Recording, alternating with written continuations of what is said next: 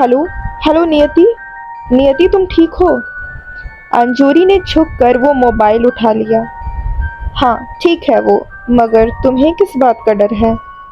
वो मोबाइल पर आराम से बोली। कबीर को लगा जैसे कोई वजनी सी चीज उसके गले से फिसल कर उसके पेट में पहुंच गई हो।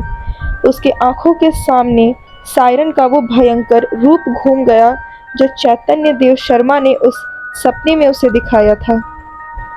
वो नियति को लेकर बेचैन हो उठा। अंजोरी, वो धीरे से बोला। सामने खड़ा दर्शित भी चौंक पड़ा। मतलब अंजोरी वही थी? नहीं वसुमती, अंजोरी जहरीली मुस्कान के साथ बोली। नियति अब भी उसे दहशत से घूरे जा रही थी। अंजोरी देखो नियति, तुम्हारी कब समझ में आएगा कि मैं बेवजह किसी को नुकसान नहीं पहुंचाती। वो बेहद गुस्से में भरकर बोली। कबीर यह सुनकर कुछ हद तक राहत में आया। तो तुम सब जान गए ना? अंजोरी बोली। हाँ, मुझे अच्छे लगते हैं वो लोग जो मेरे पीछे आते हैं, खास तौर पर मर्द। वो उसी स्वर में बोली। अंजोरी देखो, मैं समझ सकता हूँ और अपनी हरकतों के लिए तुमसे माफ़ी भी मांगता हूँ, पर मैंने कहा ना कि मैं बेकार ही किसी को नहीं मारती। कहाँ हो तुम? वो बोली। पटमंजरी। ठीक है, मेरा इंतज़ार करो, मैं वहीं आकर मिलती हूँ तुमसे। वो बोली और फ़ोन रख दिया। फिर वो नियति की तरफ मुड़ी जो पसीने से तर हो चुकी थी। डरो मत नियति, तुम तो खास हो मेरी। कुछ गिनती के लोग जो मेरे हैं, जो मासूम हैं। मैं अब जा रही हूँ वापस, शायद कभी ना लौटूं। मेरा राज जो खुल चुका है। अंजोरी बोली। वो अब सामान्य हो चुकी थी। अंजोरी, पर कबीर वो दिल का बुरा नहीं है। वो नियति जल्दी से बोली। उसे कबीर की चिंता हो रही थी। जानती हूँ, काश मुझे भी तब कोई कबीर मिला होता तो मैं भी वो ना होती जो अब हूँ। वो बोली और मुड़कर चल दी। नियति ठगी सी उसे देखती रह गई। मतलब इतने दिनों से वो एक अजीब की जीव के साथ थी। इधर कबीर ने फोन बिस्तर पर रख दिया और सोचने लगा। कबीर क्या हुआ? दर्शित बोला। वो यहाँ आ रही है। ओह, दर्शित बोला। दोनों ने एक दूसरे को देखा और दोनों के ही चेहरे सफ़ेद पड़ गए थे। एक मिनट, जब उसने कुछ किया ही नहीं तो हम डर क्यों रहे हैं? बात करते हैं ना उससे। कबीर बोला। पता नहीं, बस ये एंगल कि वो लड़कों को मारती है थोड़ा स्कैरी है। दर्शित बोला। तभी कबीर का ध्यान गया कि उसके मोबाइल पर कई मिस्ड कॉल दिखा रही थी। अरे नाना, हाँ इससे भी बात कर ही लूँ। बोलते हुए कबीर ने नाना का नंबर लगाया और उसे हैरानी हुई कि इतनी रात होने के बावजूद दूसरी ही रिंग पर नाना ने फ़ोन उठा लिया। हेलो नाना, क्या हुआ, तुम ठीक हो? मेरी छोड़िए, आप बताइए, आप ठीक है? आप फ़ोन नहीं उठा रहे थे? नाना बोली। वो भरसक शांत ही थी, मगर कबीर को उसकी आवाज़ कुछ लरचती हुई महसूस हुई। हाँ नैना, बस बिजी था कहीं। और क्या बताऊँ इधर क्या हो गया? सच कह रही थी तुम, वो सारा सेटअप ही था। असली सायरन ने कुछ नहीं किया। और कबीर उसे संक्षेप में सब बताता चला गया। नैना ने कसकर आंखें बंद कर ली और उसके गालों पर आंसू बह चला। वो कबीर को कुछ भी बोलने से रोकना चाह रही थी, मगर अब तक कबीर सब बोल चुका था। नैना का फ़ोन स्पीकर पे था। ठीक है कबीर, आप अपना ध्यान रखिए, खतरा कभी भी। नैना बोल ही रही थी जब किसी ने उसका फ़ोन काट दिया। उसने घबरा कर सामने देखा। वो वही नकाबपोश था जिसने एकांक को गोली मारी थी, जो उसे उस बंद पड़ी फैक्ट्री में मिला था। फिलहाल नैना एक कार की पिछली सीट पर थी। उसके साथ एक बदमाश और था। वो नकाबपोश ड्राइविंग सीट पर था। देखो, तुम जो चाहते थे तुम्हें पता चल गया। अब मेरे भाई को छोड़ दो प्लीज़, नाना गिड़गिड़ाती हुई बोली। वो आज अपने भाई को लेकर लॉन्ग ड्राइव पर निकली थी जब कुछ लोगों ने उसकी कार रोक ली थी। तब से नाना उनकी कार में ही थी। वो उससे कबीर और दर्शित के बारे में पूछ रहे थे और उसे उनमें से किसी को फ़ोन लगाने को कहा था। फिलहाल कबीर ने फ़ोन पर पूरा बुलेटिन ही जारी कर दिया था, जिससे उस नकाबपोश ने सुन लिया था। मुंह बंद रखना, 2 दिन बाद तेरा भाई घर पहुंच जाएगा, चल अब उतर। बगल में बैठे बदमाश ने उसे कार से नीचे धकेल दिया। अगला दिन बीत गया। कबीर और दर्शित से रोमांच बर्दाश्त नहीं हो रहा था। इस गांव के लोग कहानियां बनाते थे, हर आने जाने वालों को सुनाते थे, मगर अब उनसे मिलने खुद असली सुमति आने वाली थी। समझ नहीं आता कि वो शहर में थी तो यहाँ लोगों को कौन मारता था। दर्शित समुद्र को देखता हुआ बोला, हमें क्या पता वो शहर कब गई, क्या पता वो बीच बीच में यहाँ आती भी हो, आखिर घर है उसका। कबीर बोला, हाँ, और लोग तिल का ताड़ बनाने में माहिर हैं। कोई लड़का डूब कर भी मरा तो बोलेंगे वसुमती ने मारा। दर्शित बोला, हाँ ये भी है, यकीनन वो खतरनाक तो है और उसे लोगों को मारने से परहेज भी नहीं, मगर यहाँ अफवाहें भी कम नहीं। कबीर बोला, रात हो गई। वो फिर उस खंडहर में गए, मगर उस रात कुछ भी नहीं हुआ और वो लौट आए। अगली रात हुई और वो फिर उस गेस्ट हाउस वाले खंडहर में पहुंच गए। यार वो हमारे साथ मजाक तो नहीं कर रही? दर्शित चिढ़कर बोला, बिल्कुल नहीं। एक आवाज आई और वो दोनों ही उछल पड़े। तभी वो अंदर से निकलकर बाहर आई और उस पर चांद की रोशनी पड़ी। वो अंजोरी थी, वो वहां आ चुकी थी। कबीर और दर्शित उसे घूरते रहे, मानो सामने कोई अजूबा खड़ा हो, और दर्शित उसे देखता रहा। वो इस चेहरे को भूल गया था, मगर आखिरकार पहचान ही गया। अंजोरी भी समझ गई, उस शाम तुम्हें वहां नहीं आना चाहिए था। वो बस इतना बोली और दर्शित ने दूसरी तरफ नजरें फेर ली। कबीर उसे देखने लगा। वो काले कपड़ों में थी। अगर वो उसे ना जानता तो यकीन करना मुश्किल था कि ये लड़की कोई सायरन है। तो तुम लोग बुराई के घर तक पहुंच ही गए। वो हर तरफ से उस गेस्ट हाउस को देखती हुई बोली। कबीर खामोश रहा। दर्शत ने भी होंठ भींचे हुए थे। कभी यहाँ मेरा शिकार हुआ था, जैसा भी था, पर वो शख्स समझता था मुझे। वो खुद से बातें करती हुई बोली। कबीर जानता था कि वो चैतन्य देव शर्मा की बात कर रही है। तो आखिर क्या करना चाह रहे हो तुम दोनों? वो उनकी तरफ मुड़ती हुई बोली, तुम शहर में रहती हो? दर्शित के मुंह से मूर्खों की तरह निकला और अंजोरी ने उसकी तरफ देखा।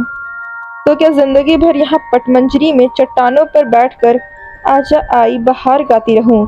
हाँ, मैं काफी पहले से इंसानों की दुनिया में घुल मिल गई थी। बहुत सी बातें साफ हो गई, तुम्हारी और उस तस्वीर की भी हकीकत पता चल गई, मगर अब भी एक बड़ा सवाल मुंह बाए खड़ा है। कबीर बोला। अंजोरी उसे घूरती रही। हमारे शहर में जो कुछ भी हुआ वो क्यों हुआ? पक्का तुमने कुछ नहीं किया ना? कबीर ने कहा। अंजोरी ने उसे बुरी तरह घूर कर देखा और दर्शित ने डर से थूक निगल लिया। वो कबीर को देखने लगा। उनके चेहरे पर अबे मरवाएगा क्या जैसे भाव थे। नहीं, मैंने कुछ नहीं किया। ये सब किसी और की साजिश है, और सच कहूँ तो मुझे पहले तुम पर ही शक था। वो कबीर से बोली। क्या, मुझ पर? कबीर हैरानी से बोला। हाँ, तुम जिस तरह की बातें नियति को बता रहे थे वो क्या था? मतलब कोई भी इस बकवास पर एक बार को यकीन कर भी ले, मगर मैं क्यों करूँगी? मैं उस पेंटिंग की हकीकत जानती थी। अंजोरी बोली। कबीर को याद आया वो उससे कितनी बुरी तरह चिढ़ गई थी। नहीं, मैं भी उलझ गया था कि उस पेंटिंग में कोई सुपरनैचुरल पावर है, बस। कबीर बोला। तो फिर ये सब किया किसने? दर्शित बोला। मगर कोई उस बात का जवाब देता इसके पहले एक के बाद एक कई धमाके से हुए। अंजोरी अपनी जगह खड़ी खड़ी लहरा गई। कबीर और दर्शित भी उछल पड़े। एक पल बाद कबीर की समझ में आया कि किसी ने उस पर गोलियां चलाई थी।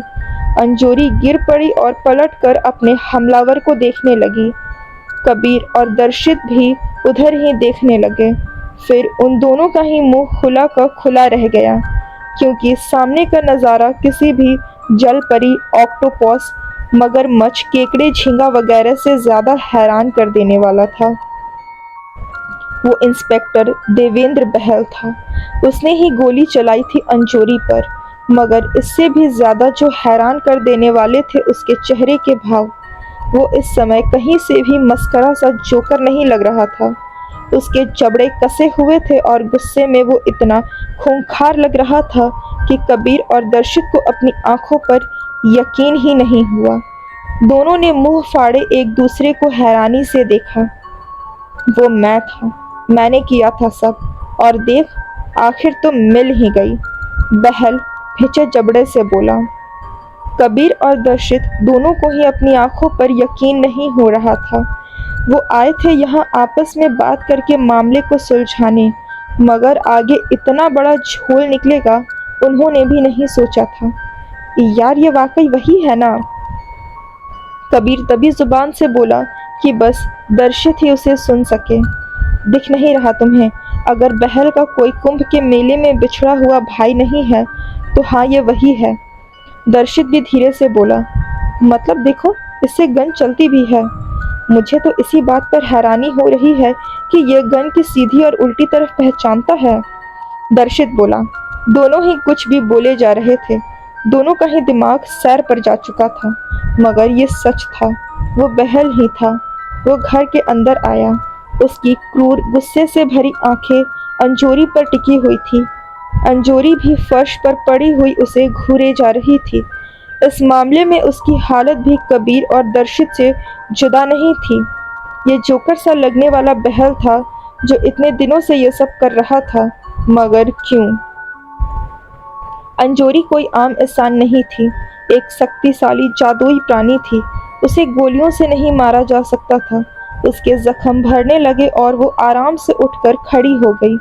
वो बहल को गुस्से से घूरने लगी, मगर उसका गुस्सा बहल के गुस्से के आगे कुछ भी नहीं था। उसका तो सारा चेहरा तमतमा रहा था और हाथ कांप रहे थे। अंजोरी के उठकर खड़े होने पर भी उसे कोई हैरानी नहीं हुई। मतलब साफ था कि वो सब जानता था। उस पर गोलियां बरसाकर उसने भी बस अपना गुस्सा ही निकाला था। वो भी जानता था कि इतने से वो नहीं मरने वाली थी। तुम? अंजोरी गुस्से से बोली। हाँ मैं, बहल बोला। बहल थरथराते स्वर में बोला, तुमने किया ये सब? और क्या करता? कितना ढूंढा तुझे, पर तुम मिली ही नहीं, बहल बोला। कबीर और दर्शित ने एक दूसरे को देखा। मतलब बहल को अंजोरी की तलाश थी, लेकिन क्यों? और क्या जरूरी काम था मुझसे इंस्पेक्टर साहब को? अंजोरी ताना मारती हुई बोली। बहल का गुस्सा फिर भड़क उठा। उसने एक झटके से अपना लाइटर सामने किया और जलाया, फिर अपने जैकेट के हाथ में हाथ डाला और एक स्प्रे बरामद किया।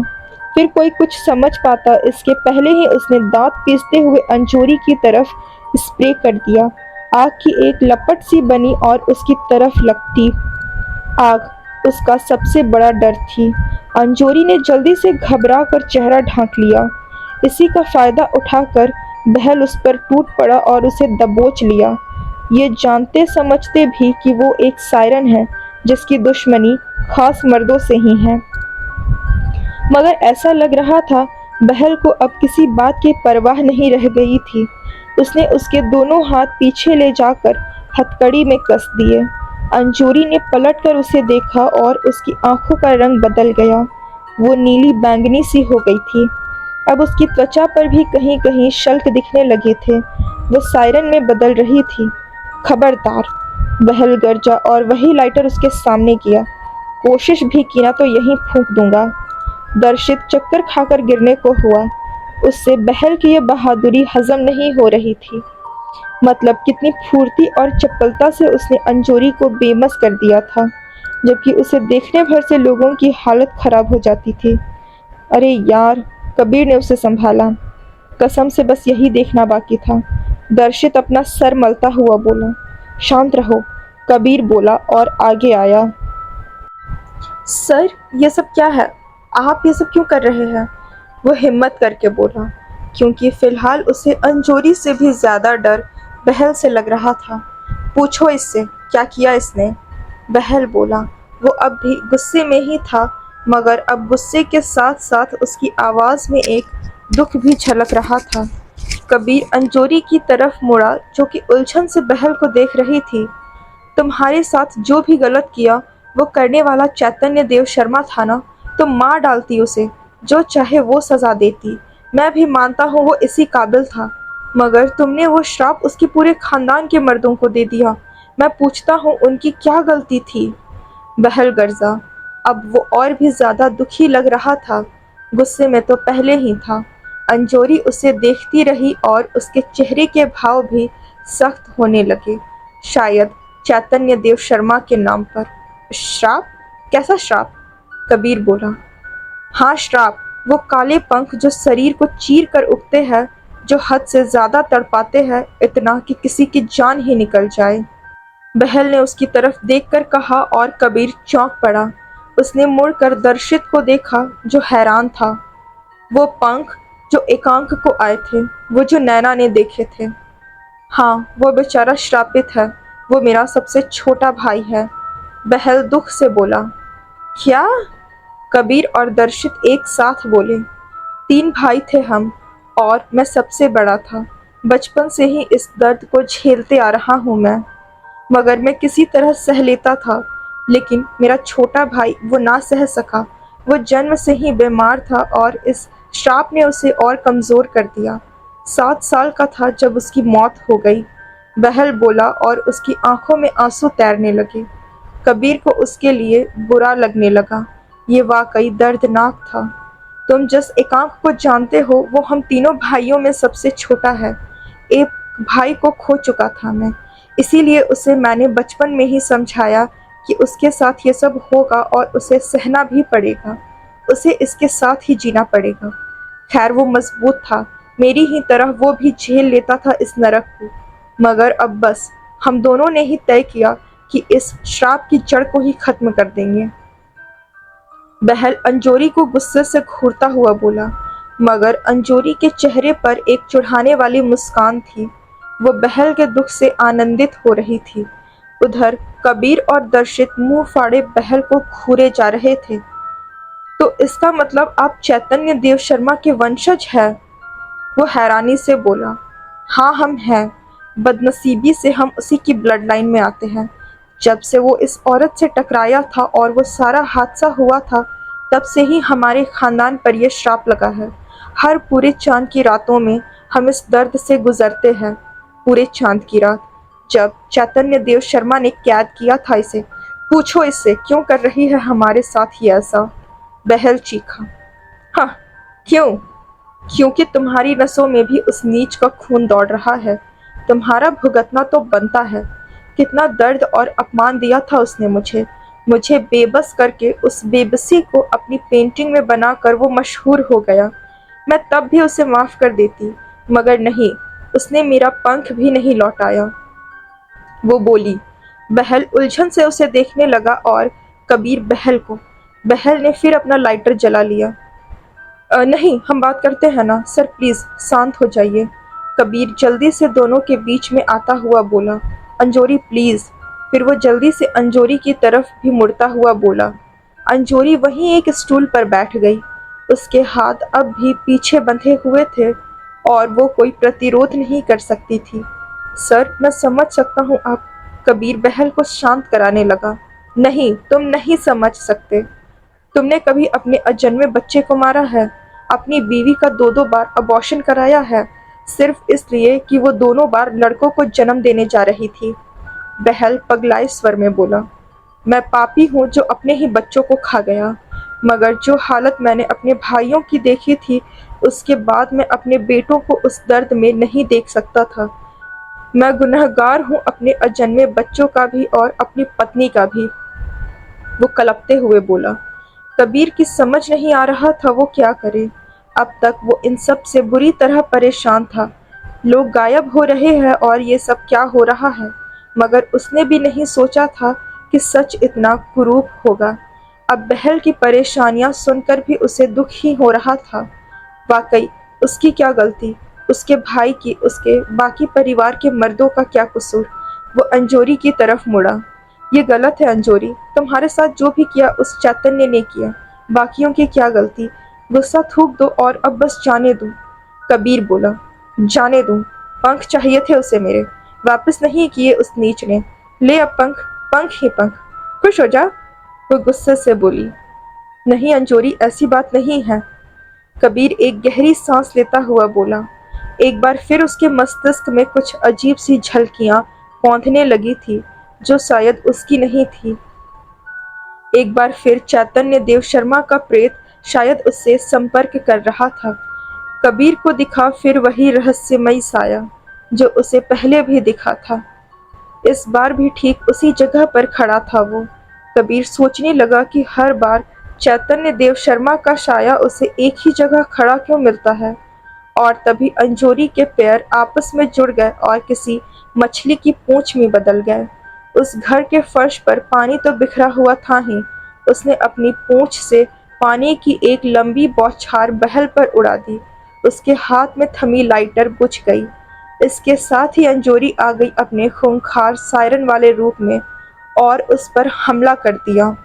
बहल ने भी कबीर को एक तरफ किया और उस पर पिल पड़ा। उसे भी कोई ऐतराज नहीं था। यही सही, वो लड़ेगा इस बला से, चाहे उसकी जान ही क्यों ना चली जाए। अंजोरी ने अपने जालीदार हाथों से उसकी गर्दन दबोच ली और मुंह खोल लिया। उसने जोर से आवाज निकाली। दर्शित और कबीर ने हाथों से कान ढक लिए। वो आवाज इतनी कर्कश और भयावह थी। बहल ने पूरी ताकत से उस पर लात चलाई और आजाद हो गया। फिर उसने वो स्टूल उठाया जिस पर अंजोरी बैठी हुई थी और उसे पटक कर तोड़ दिया। एक नुकीला सिरा उसके हाथ लग गया और उससे वो भी उस पर हमला करने लगा। उसने वो उसके शरीर के पार कर दिया। अंजोरी की पूंछ घूमी और बहल दीवार से टकरा गया। उसके सर से खून बह रहा था। उसने फर्श पर पड़े पड़े ही जेब से सीटी निकाली और बजा दी। उसके लोग बाहर थे और अंदर आ गए। सभी ने सामने का नजारा देखा और बुरी तरह सकते में आ गए। वो बहल के खास आदमी थे जिन्हें बहल ने सब बता रखा था, मगर फिर भी किसी ऐसी बला को सामने देखना रोंगटे खड़े कर देने वाला था। कबीर, ये तो सब गड़बड़ हो गई, अब हम क्या करेंगे? दर्शित कबीर को उठाते हुए बोला। कबीर की नजर बस अंजोरी पर टिकी हुई थी जो लगभग 7 फुट की थी, मछलियों की तरह शल्क और पूंछ, लंबे बाल और पीछे पीठ पर फड़फड़ाता एक ही पंख। हमें उसका पंख ढूंढना होगा, तभी सब शांत होगा। अरे कैसे ढूंढे हम? वो तो चैतन्य देव शर्मा के पास था। दर्शित बोला। नहीं दर्शित, वो काफी समय बाद पंख लौटाने वाला था। वो लौट कर यहाँ आया भी था, मगर कुछ करता इसके पहले ही हार्ट अटैक से उसकी यही इसी केबिन में मौत हो गई और वो पंख वो अब भी यही हैं। कबीर बोला। कहाँ? वहाँ। कबीर इशारा करता हुआ बोला। वो ठीक उसी जगह इशारा कर रहा था जहाँ उसे बार बार चैतन्य देव शर्मा का साया खड़ा दिखाई देता था।